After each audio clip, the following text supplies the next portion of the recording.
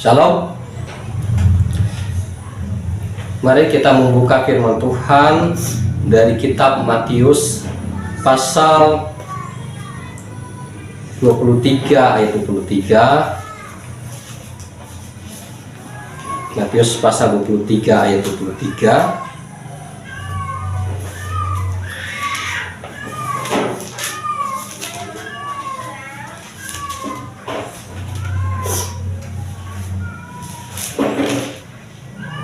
Kita baca 1, 2, 3. Celakalah kamu, hai ahli-ahli Taurat dan orang-orang Farisi, hai kamu orang-orang munafik, sebab persepuluhan dari selasi, adas manis dan cinta kamu bayar, tetapi yang terpenting dalam hukum Taurat kamu abaikan, yaitu keadilan dan belas kasihan dan kesetiaan. Yang satu harus dilakukan dan yang lain jangan diabaikan. Amin. Firman Tuhan di sini berkata, Tuhan Yesus berkata kepada ahli-ahli Taurat dan orang-orang Farisi, yaitu bahwa orang Farisi dan juga ahli-ahli Taurat, mereka memberikan persepuluhan atau persembahan persepuluhan, tetapi mereka mengabaikan di sini ketiga hal, yaitu keadilan, belas kasihan, dan kesetiaan. Ya. Jadi mereka melakukan, namanya adalah kewajiban agama, atau boleh disebut adalah menjadi suatu rutinitas, ya, yaitu memberikan persembahan persepuluhan. Ya, tetapi mereka di sini tidak melakukan keadilan, belas kasihan, dan kesetiaan. Jadi apa yang mereka lakukan ini sia-sia, ya. Walaupun yang dilakukan ini sudah benar, yaitu memberikan persembahan persepuluhan yang adalah perintah dari firman Tuhan, ya. Atau tepatnya adalah hukum Taurat, ya, perintah hukum Taurat. Kemudian di sini Yesus berkata sama mereka, yaitu yang satu harus dilakukan dan yang lain jangan diabaikan. Artinya persembahan persepuluhan ini harus dilakukan, kemudian yang lain jangan diabaikan, yaitu keadilan, belas kasihan, dan kesetiaan. Ya, itu jangan diabaikan. Ya, artinya itu penting. Artinya adalah kedua-duanya harus dilakukan.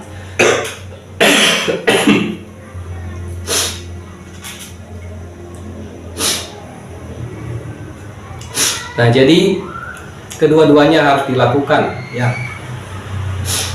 Tidak boleh hanya melakukan satu saja, seperti yang dilakukan oleh orang Farisi dan ahli Taurat,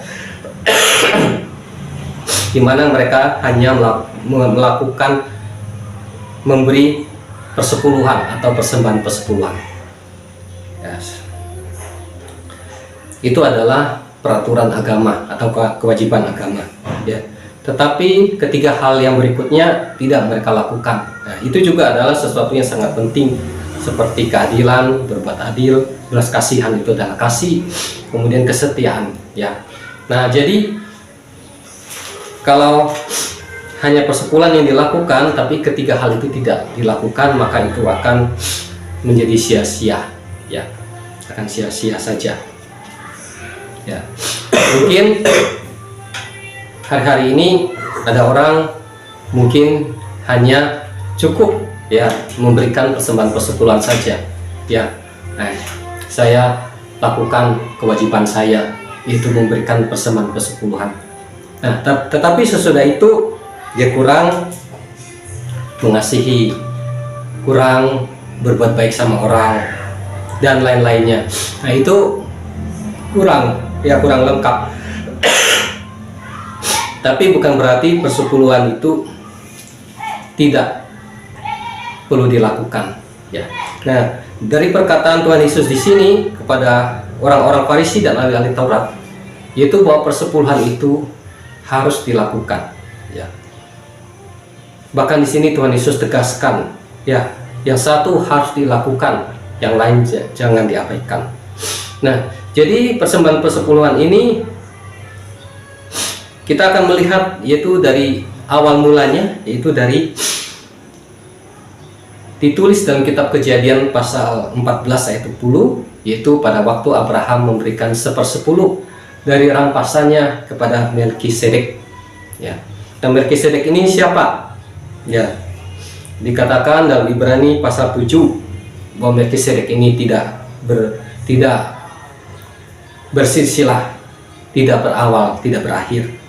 Nah, jadi sebenarnya Melkisedek ini adalah berbicara, dia adalah Tuhan Yesus sendiri, ya, adalah pribadi dari Tuhan Yesus sendiri, ya. Nah, kemudian di dalam Ibrani pasal 7 dikatakan bahwa Abraham, ya, tokoh iman, adalah seorang yang diberkati Tuhan. Itu diberkati oleh orang yang lebih tinggi lagi derajatnya dari Abraham, itu Melkisedek, ya. Karena Melkisedek ini adalah berbicara, dia adalah Tuhan Yesus, ya. Karena Melkisedek itu artinya Raja Salim atau Raja Shalom, ya, atau Raja Kebenaran, ya. Jadi Melkisedek bukan pribadi sendiri, kemudian ada Tuhan Yesus, ya. Tetapi Melkisedek ini adalah Tuhan Yesus sendiri, ya, yang menampakkan diri kepada Abraham ketika Abraham mengalahkan musuh-musuhnya. Nah, di sini dikatakan bahwa Abraham memberikan 1/10 dari rampasannya, ya, atau dari pendapatannya, atau dari penghasilannya, ya. Rampasan ini berbicara penghasilan, berbicara keuntungan dia atau berkat, ya. Nah, itu dia memberikan 1/10, ya, kepada Melkisedek, ya. Nah, jadi persepuluhan ini yaitu 10%-nya, ya. Kemudian kita akan melihat lagi dalam Kejadian 28 ayat 22, yaitu di mana Yakub bernasar. Dalam Kejadian 28 ayat 22, Yakub bernasar kalau Tuhan akan menolong dia, akan memberkati dia dalam perjalanannya ke Mesopotamia, sehingga dia bisa selamat, bahkan bisa berhasil, maka dia akan memberikan 1/10 dari segala yang dia dapatkan. Jadi persepuluhan itu bukan berbicara adalah sesuatu rampasan aja. Sebenarnya rampasan itu berbicara adalah keuntungan, ya, berkat, atau bisa juga didefinisikan sebagai penghasilan, ya. Ya, bukan berarti kalau kita merampas-rampas atau rampasan barulah kita kasih persepuluhan, bukan seperti itu, ya. Tapi ini hanyalah secara umumnya pengertiannya. Karena di sini dalam Kejadian 28 ayat 2, Yakub juga memberikan persepuluhan bukan dari rampasan, tetapi dari penghasilan dia, dari ternak-ternaknya, dari kambing dombanya, ya. Dia bilang dia akan selalu memberikan 1/10 dari apa yang dia dapatkan untuk Tuhan. Nah, jadi Abraham dan Yakub sebagai tokoh-tokoh iman atau nenek moyang dari bangsa Israel, mereka sudah memberikan persepuluhan. Nah, jadi pada waktu mereka memberikan persepuluhan itu belum ada hukum Taurat, karena hukum Taurat itu baru ada sekitar 400 tahun kemudian, itu pada zaman Musa, ya. Nah, jadi persepuluhan ini sudah diberikan, ya, dari kesadaran mereka sendiri, ya, dari inisiatif, dari kesadaran mereka sendiri, sebagai tanda syukur mereka, ya, terima kasih mereka kepada Tuhan, ya. Mereka memberikan persepuluhan. Kemudian istilah persepuluhan ini juga sering disebut sebagai milik Tuhan, ya. Yaitu kalau kita lihat di dalam Maleakhi pasal 3, ya, persepuluhan ini sering disebut sebagai milik Tuhan, ya. Nah, jadi persembahan persepuluhan ini bukanlah suatu ajaran hukum Taurat, ya, tetapi itu adalah suatu gaya hidup, ya, dari tokoh-tokoh iman, dari orang-orang yang percaya. Nah, kemudian di dalam kitab Matius pasal 23 ayat 23, kemudian juga ditulis kembali di dalam Lukas 11 ayat 42. Yesus berkata, yaitu tadi sama ahli-ahli Taurat dan orang-orang Farisi, yaitu yang satu harus dilakukan, yang lain jangan diabaikan.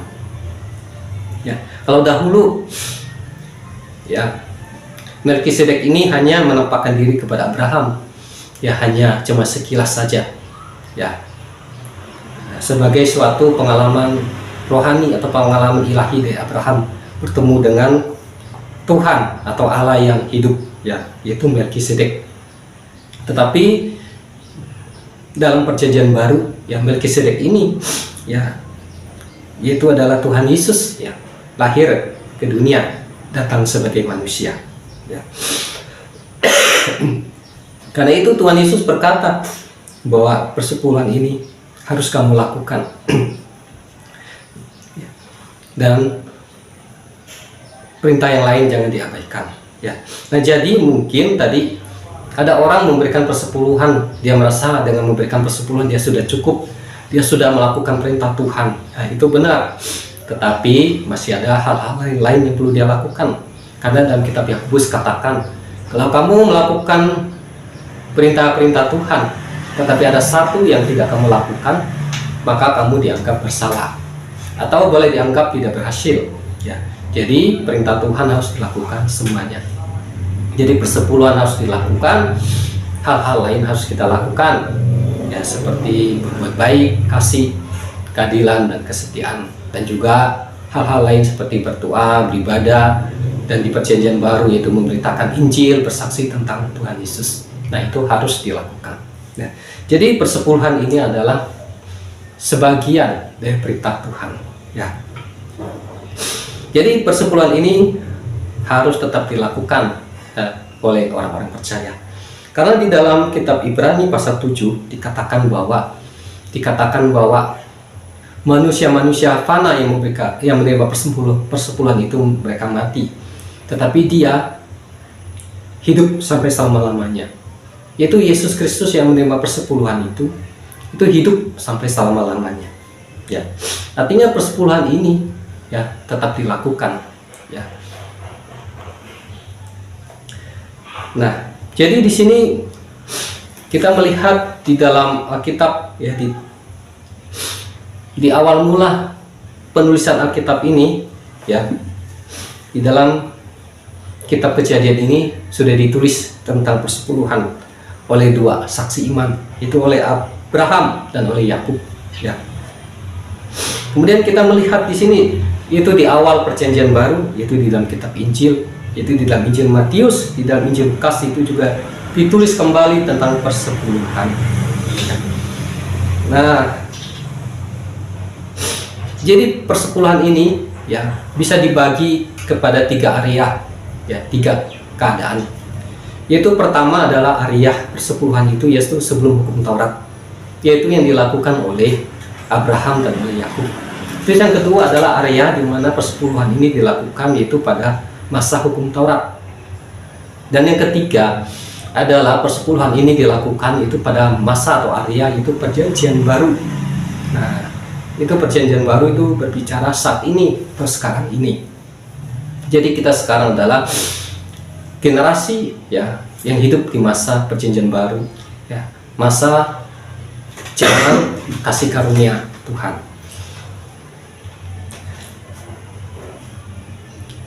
Nah, jadi di sini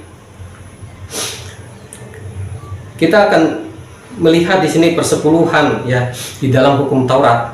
Nah, kita akan lihat ke hukum Taurat itu dalam Maleakhi pasal 3 ayat 10.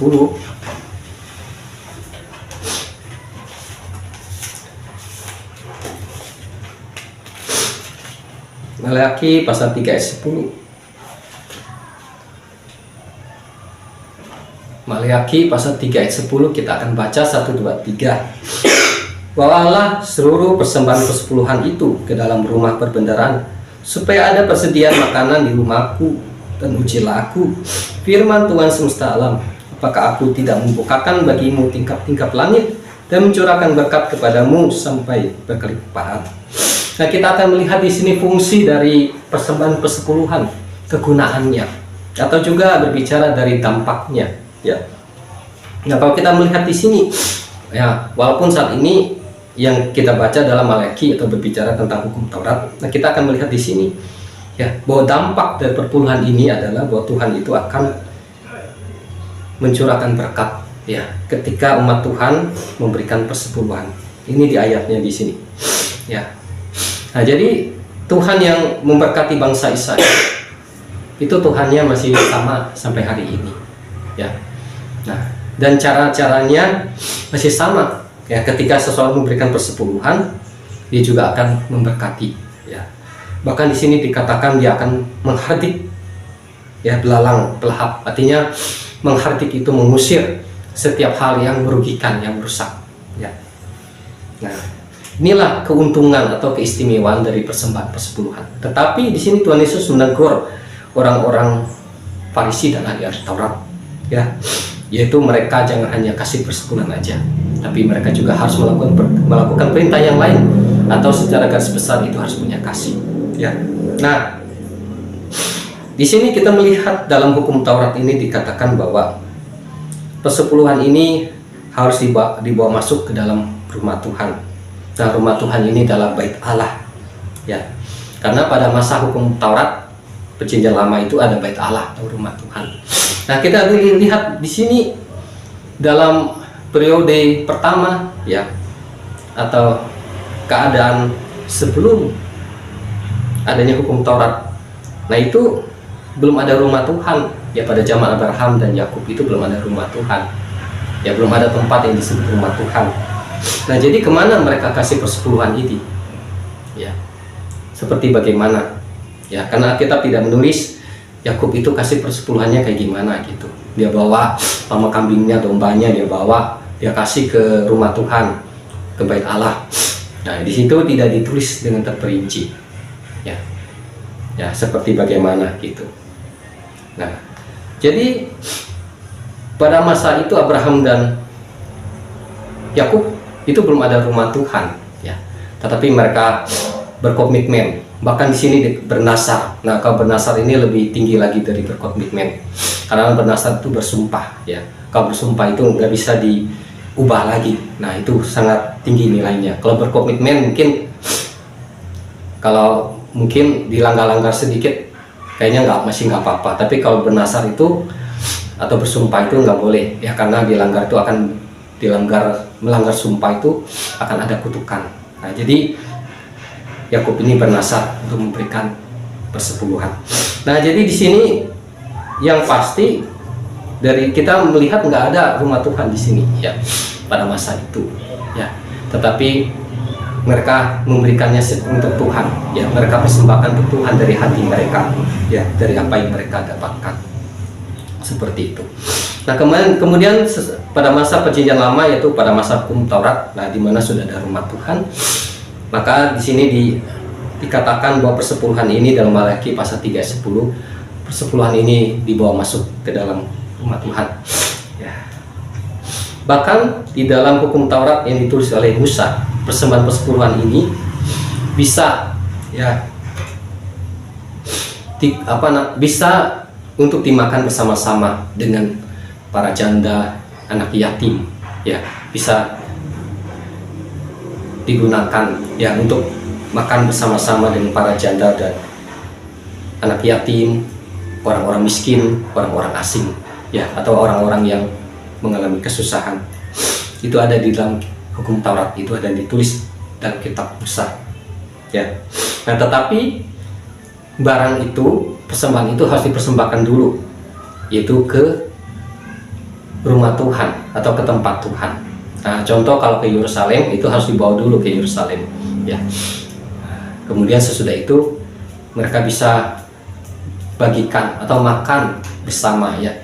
Nah, atau istilahnya memberkati ya para janda, anak-anak yatim, orang miskin, orang asing ya, pokok orang-orang yang susah ya, bisa ya. Tetapi di Malaki pasal 3 ayat 10 itu dikatakan persepuluhan itu dibawa masuk ke rumah Tuhan. Nah, jadi kemudian kitab Malaki ini adalah kitab yang paling terakhir di Perjanjian Lama ya.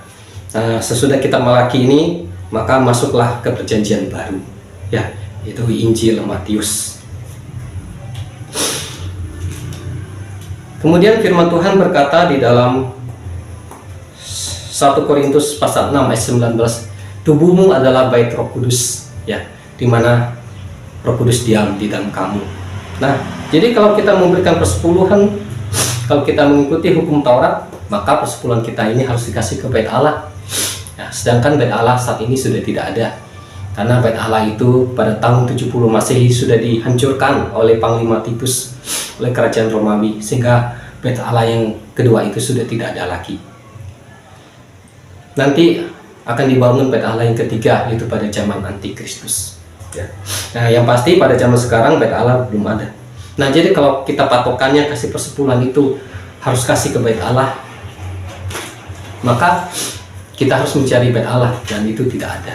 Nah, tetapi dalam Perjanjian Baru dikatakan, bahkan Tuhan Yesus berkata dalam Yohanes 2 ayat 21, Tuhan Yesus berkata bahwa dia adalah bait Allah. Yang dimasukkannya dengan bait Allah adalah tubuhnya sendiri. Jadi bait Allah ini berbicara tubuhnya Tuhan Yesus, nah, atau berbicara Tuhan Yesus. Kemudian bait Allah ini juga berbicara adalah orang-orang yang percaya sama Tuhan atau umat Tuhan. Itu dalam 1 Korintus pasal 6 ayat 19. Kemudian dalam Maleakhi pasal 3 dikatakan bahwa persembahan persepuluhan ini diberikan supaya orang-orang yang bertugas di bait Allah itu bisa makan, yaitu orang-orang Lewi. Dalam 1 Petrus 2 ayat 9 dikatakan, kamu adalah imamat yang rajani, umat yang kudus kepunyaan Allah.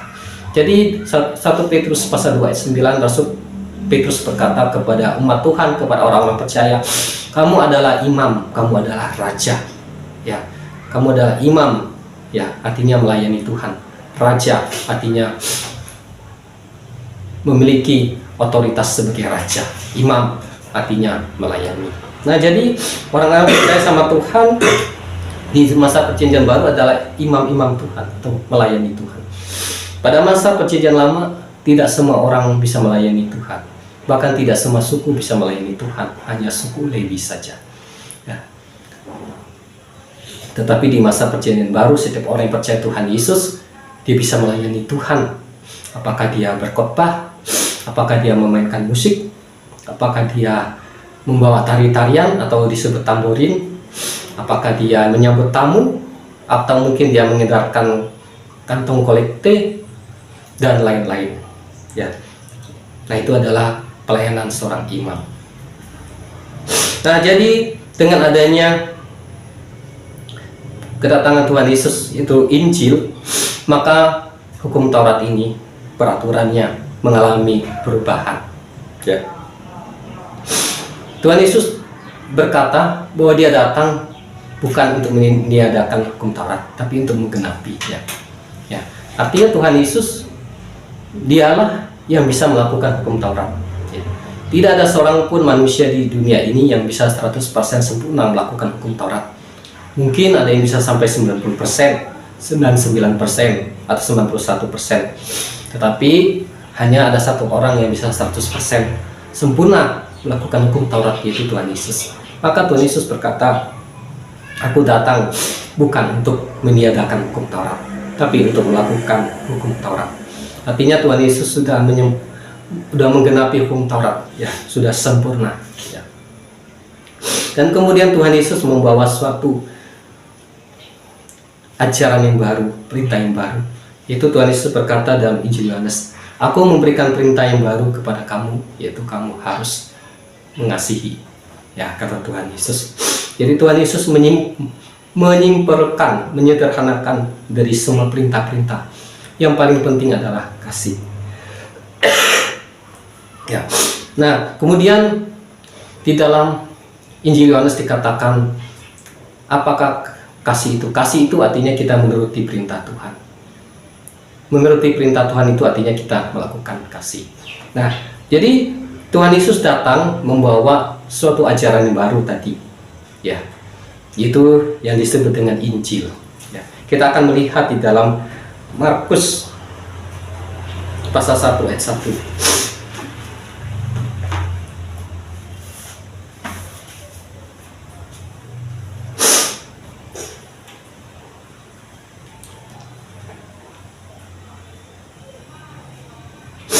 Injil Markus pasal 1 ayat 1, kita baca 1, 2, 3. Inilah permulaan Injil tentang Yesus Kristus, anak Allah.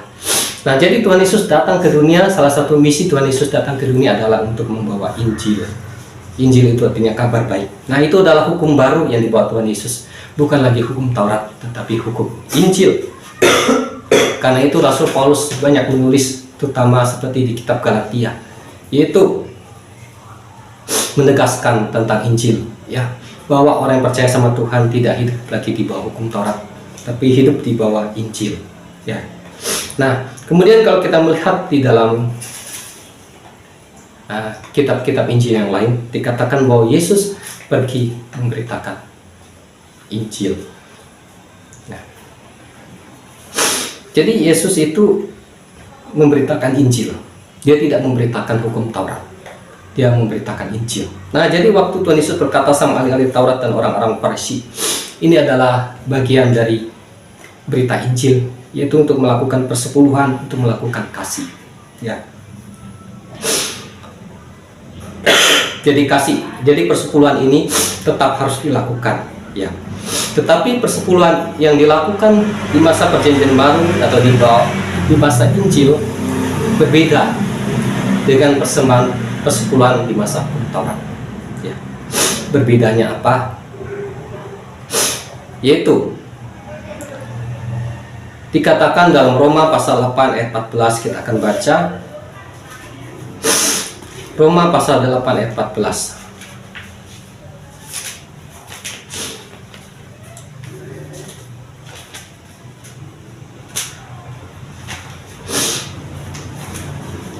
Roma pasal 8 ayat 14. Semua orang yang dipimpin Roh Allah adalah anak Allah. Semua orang yang dipimpin Roh Allah adalah anak Allah. Nah, jadi Injil berbicara juga, ya, tentang Roh Kudus, tentang pekerjaan Roh Kudus, ya. Kalau hukum Taurat itu adalah hukum yang tertulis, tapi pada zaman Injil hukum itu bukan lagi hukum yang tertulis dalam bentuk tulisan di batu atau mungkin juga tulisan di buku, di kertas, tetapi dalam bentuk tulisan, yaitu dari Roh Kudus, ya, Roh Allah yang hidup yang ada di dalam diri manusia. Nah, dalam bentuk tulisan itu maksudnya Roh Kudus itu dia bisa memimpin, bisa menuntun, bahkan bisa berbicara, bisa memberikan arahan, bisa memberikan tuntunan. Karena itu di masa Perjanjian Baru, ya, persepuluhan yang diberikan, ya, yang nomor satu tetap itu tertuju adalah untuk Tuhan Yesus, untuk Allah yang ada di surga, ya, sebagai ucapan syukur, dan juga yaitu bahwa kita mengembalikan, ya, milik Tuhan, ya. Kemudian bagaimana cara kita melakukan dan kemana kita akan menyalurkannya. Nah, ini cara-cara yang ada di Perjanjian Baru, ya. Itu pertama, ya, ketika seseorang dia mendapatkan penghasilan atau berkat atau keuntungan atau mungkin disebut laba, ya, mungkin dalam bentuk hasil tanah, dalam bentuk hasil dari pohon, buah-buahan, ataupun mungkin dalam bentuk uang atau boleh disebut gaji, maka dia memberikan 1/10. Kalau ada 10 sapi, dia kasih satu sapi. Kalau ada 1 juta, dia kasih 100.000. Nah, ya, ini yang perlu diperhatikan, ya, cara memberikannya di masa Perjanjian Baru, ya. Karena di sini rumah Tuhan itu, ya, itu tidak ada lagi. Itu kan peraturan hukum Taurat. Bahkan rumah Tuhan itu dikatakan setiap orang yang percaya Tuhan itu adalah rumah Tuhan, adalah Roh Kudus di dalam kitab Korintus. Nah, jadi persepuluhan ini adalah berbicara adalah ketaatan, ya. Kenapa Tuhan memberikan perintah persepuluhan? Yaitu untuk menguji manusia, ya. Manusia itu bisa taat enggak? Nah, coba kalau Tuhan ubah, itu bukan 10%, 50%. Wah, Ya 10% aja manusia udah susah kan untuk memberi. Seandainya Tuhan memberikan peraturan dulu-dulunya ya sampai sekarang itu 50%. Nah, akan sedangkan 10% aja rasanya berat. Nah, tetapi inilah hal-hal cara memberikan persepuluhan di masa perjanjian baru, yaitu kita perlu sadar ya setiap apa yang kita dapatkan itu adalah pemberian Tuhan, itu adalah kasih karunia Tuhan. Kalau itu 10% buat Tuhan itu sangat sedikit. Tuhan hanya dikatakan milik Tuhan hanya 10%, bagian Tuhan hanya 10%, itu sedikit, sebenarnya sedikit. Nah, mungkin ada orang bilang berat ini perpuluhan buat Tuhan. Sebenarnya untuk Tuhan itu sedikit 10% ya, karena kita harus menyadari ya bahwa apa yang bisa kita dapatkan itu semuanya adalah pemberian Tuhan, kasih karunia Tuhan. Contoh, orang itu jualan, dia jualan pakaian, keliling-keliling, tiba-tiba banyak orang beli, akhirnya dia untung. Nah, jadi bila direnungkan, itulah ada campur tangan Tuhan. Tuhan kirimkan orang-orang untuk membeli. Seandainya nggak ada orang yang membeli, dia kan nggak ada dapat keuntungan. Seandainya dia sakit, dia nggak bisa dapat. Nah, jadi manusia harus bisa bersyukur, ya bisa merenungkan kebaikan Tuhan. Nah, jadi 10% yang dikasih sama Tuhan itu sebenarnya sedikit, ya, karena semua yang kita dapatkan ini adalah pemberian Tuhan. Bahkan Tuhan katakan tubuhmu adalah milik Tuhan, tubuh jiwa rohmu adalah milik Tuhan. Tapi Tuhan hanya bilang, firman Tuhan hanya berkata milik Tuhan itu hanya 10%. Ya, tapi mungkin kalau ada orang ingin kasih lebih dari 10% pun tidak apa-apa. Itu adalah iman dia atau komitmen dia. Nah, jadi 10% ini kalau kita renungkan baik-baik sebenarnya sedikit. Ya, 1 juta Tuhan hanya bilang 100.000. Nah, jadi persepuluhan tadi adalah berbicara ketaatan. Ya, Tuhan itu menguji. Nah, sebenarnya kalau 1 juta kasih 100.000 buat Tuhan, kalau kita berbicara tentang Tuhan, Tuhan itu sudah maha kaya. Ya, dia sudah sangat kaya sekali. Ya, 100.000 itu bagi Tuhan itu nggak ada apa-apanya. Untuk Tuhan, ya untuk manusia itu sangat berarti. Tapi untuk Tuhan itu tidak ada apa-apanya. 100.000. Dan kan 100.000, 1 triliun pun buat Tuhan itu tidak ada apa-apanya. Ya, karena kalau kita lihat di Alkitab dan kitab Wahyu, jalan-jalan di surga itu dari emas. Semua jalannya dari emas. Ya. Nah, jadi kalau ada orang ke surga, dia bisa congkel-congkel itu jalan itu, dia bawa pulang ke dunia, udah kaya dia. Ya. Itu baru jalannya dari emas, belum rumah-rumahnya dari batu-batu permata. Dari batu-batu permata yang mahal. Nah, jadi di dunia nggak ada orang bisa seperti itu. Ya, punya batu-batu permata yang mahal untuk rumahnya. Ya, biarpun dia orang kaya, mungkin orang kaya nomor 1 di dunia nggak akan bisa punya batu-batu permata untuk dasar-dasar rumahnya, untuk tembok-tembok rumahnya, untuk nggak akan bisa. Nah, jadi untuk ukuran Tuhan nilai itu sangat kecil, nggak dapat artinya. Ya, jadi Tuhan ini hanya ingin menguji ketaatan manusia.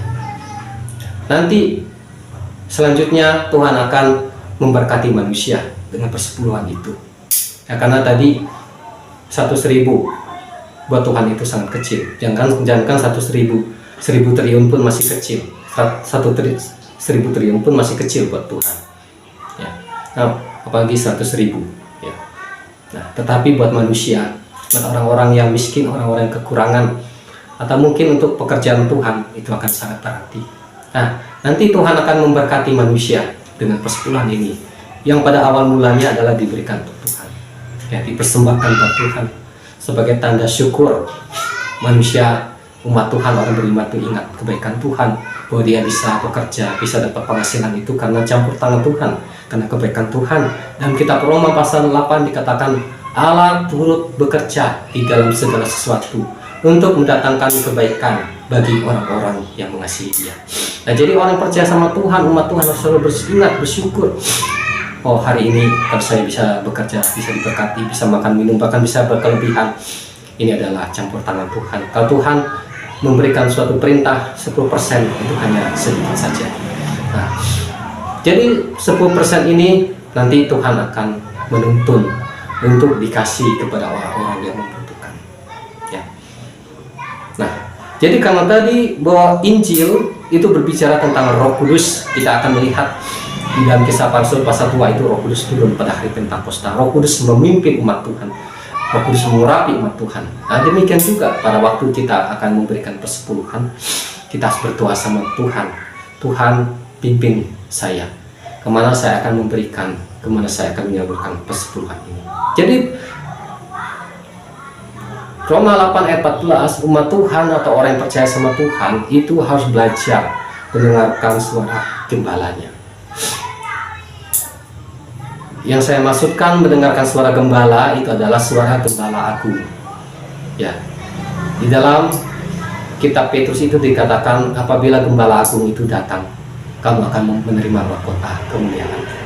Jadi gembala agung itu adalah Tuhan Yesus, atau juga berbicara Roh Kudus. Dalam Injil Yohanes dikatakan bahwa domba-domba itu mendengarkan gembalanya, itu gembala agung. Ya.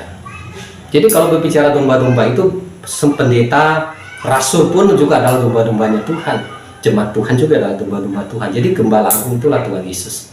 Ya, cuma Tuhan mempercayakan ya hamba-hambanya untuk menjadi seorang gembala.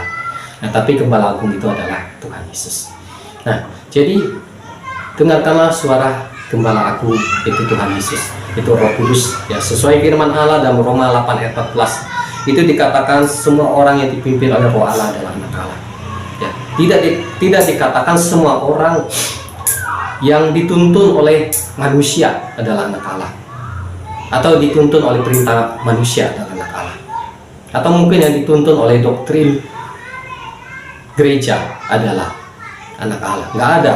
Ya, ini Alkitab yang menulis, tapi dituntun oleh Roh Allah, karena Roh Allah itu hidup dan Roh Allah itu bisa berbicara. Nah, kalau kita melihat dalam kitab Kisah Para Rasul, kita akan membaca bahwa Roh Kudus itu bisa berbicara. Roh Kudus berkata sama Petrus, katanya, ada orang yang aku utus, temuilah mereka. Atau dikatakan Roh Kudus berkata sama Filipus, pergilah kepada orang ini, kepada sida-sida dari Ethiopia. Nah, itu Roh Kudus itu berkata, dia bisa berkata. Ya. Nah, itu selain dia bisa berkata, paling umum atau paling sering itu Roh Kudus akan menuntun kita melalui yang disebut dengan pimpinan atau tuntunan atau kesaksian. Ya. Nah, karena itu kita perlu dibaptis Roh Kudus, dipenuhi Roh Kudus, supaya kita bisa mengenal Roh Kudus, supaya hidup kita bisa dipimpin oleh Roh Kudus. Nah, jadi kita harus berdoa tanya Tuhan. Nah, ketika kita dapatkan sesuatu seperti tadi, ya apakah hasil bumi, hasil pohon, buah ataupun uang, kita sisihkanlah 10%-nya. Kita doa. Jadi pertama kali persepuluhan ini ya harus dikasih sama Tuhan. Ini aturannya. Seperti Abraham, ya, seperti Yakub, ya. Jadi Melkisedek ini adalah Tuhan Yesus, ya, bukan ciptaan Tuhan, ya. Karena nggak ada yang lebih tinggi lagi dari Allah, nggak ada yang lebih tinggi dari Tuhan Yesus, ya. Ya. Jadi Melkisedek ini adalah Tuhan Yesus. Ya. Karena itu Abraham kasih persepuluhan, dia langsung kasih ke Melkisedek. Ketika artinya dia kasih sama Tuhan. Ya. Nah, jadi demikian juga Yakub, dia kasih ke Tuhan, ya, langsung kasih ke Tuhan, ya, pertama kali. Nah, jadi kita kasih persepuluhan pertama kali harus kasih ke Tuhan dulu, bukan kasih ke manusia dulu. Oh, saya mau kasih ke orang yang membutuhkan, kasihlah ini persepuluhan saya. Itu baik, tapi kurang tepat, ya, karena persepuluhan tadi sudah dikatakan milik Tuhan. Nah, jadi ketika kita dapatkan sesuatu, penghasilan, pendapatan, keuntungan, kita persembahkan sama Tuhan. Tuhan, saya bersyukur untuk berkat yang Engkau berikan. Saya berikan persembahan persepuluhan ini kepada Engkau, Tuhan, ya, sebagai tanda syukur saya untuk berkat yang Engkau sudah berikan. Atau mungkin ya terserahlah kata-katanya, ya, seperti itu. Kemudian udah gitu kita berdoa sama Tuhan. Tuhan, saya minta Engkau menuntun saya. kemana saya akan memberikan persepuluhan ini, kemana saya akan salurkan persepuluhan ini. Amin. Nah, ini yang menjadi perdebatan kontroversi di masa akhir zaman. Nah, sekarang kan akhir zaman nih, ya, karena disebut penyalahgunaan persepuluhan. Kenapa penyalahgunaan persepuluhan? Karena persepuluhan tidak diajar sesuai firman Tuhan. Ya, karena persepuluhannya hanya dicomot dari hukum Taurat, kemudian diterapkan di Perjanjian Baru. Pada Perjanjian Baru ada hukumnya sendiri, yaitu Injil atau hukum Roh Kudus. Ya. Nah, itulah cara memberikan persepuluhan yang benar di masa Perjanjian Baru. Kita harus tanya Tuhan, tanya Roh Kudus untuk memberikannya. Pertama kali kita kasih sama Tuhan. Kalau kita doa sungguh-sungguh, nanti Tuhan Roh Kudus akan menuntun kita. Mungkin dia bilang, salurkanlah ke sini. Atau mungkin dia bisa bilang, salurkan ke gereja ini. Atau salurkan ke hamba Tuhan ini. Atau kau salurkan ke yayasan ini. Atau mungkin salurkan ke orang yang membutuhkan ini. Kan tadi ada sempat dibicarakan Tuhan itu kaya, tapi dia pakai pemberian ini untuk memberkati manusia, memberkati orang-orang yang membutuhkan. Nah, ini Tuhan tuntun, Roh Kudus menuntun. Nah, jadi jangan kita mengatasnamakan Tuhan, harus kasih ke sini, kalau persepuluhan harus kasih ke sini. Nah, ini salah. Artinya kita sudah melebihi Tuhan. Bahaya. Ya, kalau kita melebihi Tuhan bahaya, bisa dihukum Tuhan, bisa dihajar Tuhan. Ya, karena ini uang milik Tuhan. Ya, yang nggak boleh, harus disalurkan ke sini. Mana ayatnya? Nggak ada. Hanya dari Mariaki pasal 3:10 nggak bisa. Ya. Nah, tetapi kita harus tanya Tuhan, tanya Roh Kudus, ya, kemana kita akan salurkan. Nanti Roh Kudus akan menyalurkan. Tapi yang paling pertama kita harus kasih Tuhan dulu. Nah, itu bisa disalurkan. Ya. Kita tunggu aja, kita simpan dulu persepuluhan ini. Nanti Tuhan akan menuntun. Yang penting kita sungguh-sungguh mau ngasih gitu. Nah, bukan korup, bahasanya korup. Kita udah kasih, tiba-tiba kita ambil uang itu. Nah, itu korup namanya. Ya, itu bukan begitu ya, tapi benar, nanti Tuhan tuntun. Nah, mungkin bisa juga karena dia nggak punya uang, membutuhkan, tiba-tiba ada dorongan Tuhan tuntun. Nah, ini uangnya untuk kamu, ya, aku kasih buat kamu. Kamu udah kasih sama saya kasih kamu karena kamu membutuhkan. Ya, mungkin bisa juga seperti itu, ya. Tetapi bukan maksud tujuannya seperti itu. Ya, kalau seperti itu ya namanya tidak benar, namanya seperti itu. Nah, jadi nanti Tuhan Roh Kudus nuntun kemana kita akan kasih, kita berikan. Nah, itulah cara memberikan persembahan persepuluhan yang benar di masa Perjanjian Baru, sehingga tidak terjadi namanya ketidakseimbangan, persepuluhan menumpuk di satu tempat, karena umat Tuhan diajarkan hanya mendengarkan suara gembala manusia. Kalau gembala manusia yang ngomong kamu harus kasih di sini, tapi tidak diajarkan untuk mendengarkan suara yang lebih tinggi, yaitu suara gembala agung, yaitu Tuhan Yesus atau Roh Kudus. Bukan berarti gembala atau pendeta tidak dihargai, itu dihargai. Tetapi Alkitab nggak mengajarkan kita, yaitu setiap hari kita harus dengarkan suara pendeta, setiap hari kita harus dengarkan suara gembala manusia. Nggak ada. Tapi dikatakan setiap hari kamu harus mendengarkan. Seperti nomor 1, baca firman Tuhan. Kedua adalah belajar mendengarkan suara Tuhan, suara Roh Kudus, dipimpin Roh Kudus. Maka Roma 8 ayat 14 kan katakan bahwa semua orang yang dipimpin oleh Roh Allah adalah anak Allah.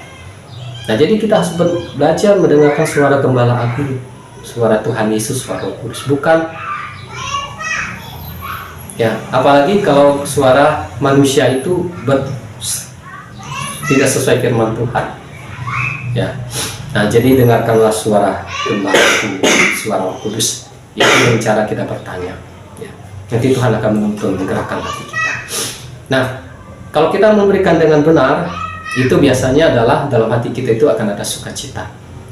Ya, contoh kalau persepuluhan itu kita alirkan dengan benar, dengan tepat, maka dalam hati kita ada sukacita. Nah, tadi berbicara persepuluhan itu adanya ketidakseimbangan. Di satu sisi, di satu tempat persepuluhan itu menumpuk.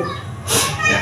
di satu sisi, satu tempat atau suatu gereja itu nggak ada persepuluhan. Kalau ada persepuluhannya kecil, ya sehingga pendetanya susah payah. Yang ada satu persepuluhan numpuk, kelebihan, bahkan mungkin bisa lebih atau bisa mewah. Nah ini kan ada kesalahan, nggak mungkin Tuhan itu seperti itu ya, karena kesalahannya apa? Karena manusia nggak mendengarkan suara gembala agung ya, dia hanya mendengarkan suara manusia, dia takut sama manusia. Tuhan bilang dalam kitab Yeremia, terkutuklah orang yang mengandalkan manusia.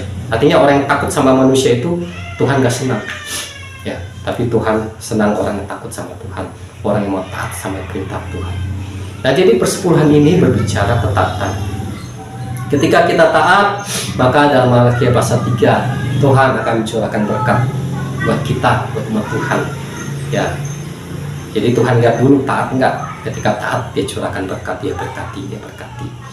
Tapi kalau nggak taat mengambil milik Tuhan, nah itu akan jadi kutuk, akan menjadi kesusahan. Nah jadi di sini itulah cara memberikan persepuluhan. Nah kalau Tuhan menggerakkan kasih ke orang sakit, persepuluhannya bisa ya. Cuma yang tadi nomor satu kasih Tuhan dulu. Kalau Tuhan nuntut kasih Tuhan dulu yang nomor satu. Kedua kalau Tuhan nuntut kasih orang sakit, bisa kasih. Atau kasih ke orang tua yang dia udah nggak bisa bekerja, orang tua tapi dia mau makan, mau minum, bisa ya, karena tadi Tuhan salurkan kasih ke orang yang membutuhkan ya. Nah itulah persepuluhan di masa perjanjian baru ya. Demikian firman Tuhan. Tuhan Yesus memberkati. Amin.